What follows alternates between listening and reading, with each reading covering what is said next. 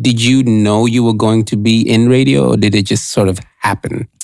Radio, like I said, being animated kind of showed me what I wanted to do, but it didn't drive me to where I was going. Okay. But it showed me. I don't know if I make sense. But I remember I was in high school. And I was in high school and I was talking a lot. I used to talk even back in O-level, back in secondary school.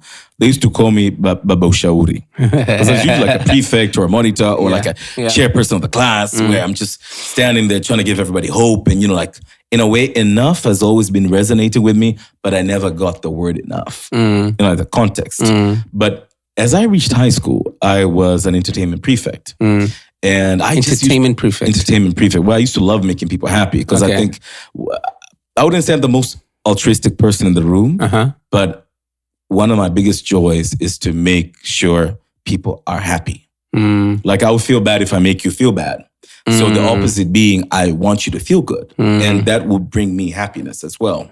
So back in high school, I used to do a lot of talking and people used to come up to me like, you're kind of good at this.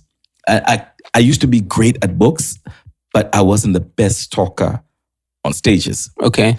Then after moving forward, I think I finished high school and I realized, this could be my path.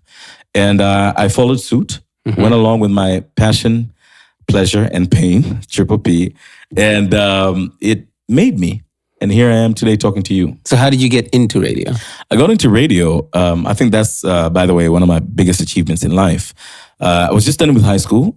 And I wanted to get a day job. I wanted to get a job just to give me money. Right. Real fast. Yeah. So I started teaching. I started teaching adults at a certain place where I was teaching English and computer. Tuition, no? Not tuition. It was like an adult education where you're teaching people after work hours. So I used to wait for my clients. I used to get like 8 students every day. I teach them English and MS Word and Excel and whatever, like just the basics. So like that transition where you wait for like 6 months, waiting for my results, which came out, and now I'm ready to go to university. And there was an audition where, now this is on TV. One day I'm watching a certain channel, I don't know if I can mention it right now, East Africa TV, Channel 5 at the time. Like Channel 5. Channel 5. Yeah. So it used to be Channel 5, yeah. Je, unaweza kuongea? Je, una mvuto? Je, unaweza kupangilia mawazo yako? And bloody yada, yada, yada, yada. Yeah. Basically, they were calling out auditions. Yeah. And this is 2009, and people are being called to go to a very big audition, and more than 1,000 people. My number was 343. I will never forget that number. Well, long story short, I was one among the 5 people that were selected. Nice.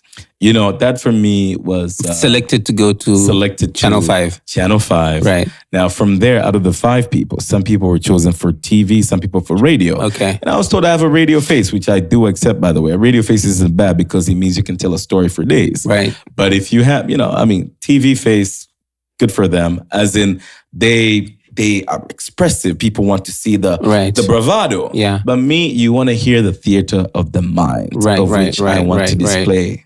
It's very well put. Theater of the mind. Theater of the mind. Yeah. So that's how you got into radio. That's how I got into radio. 2009. This is 14 years ago.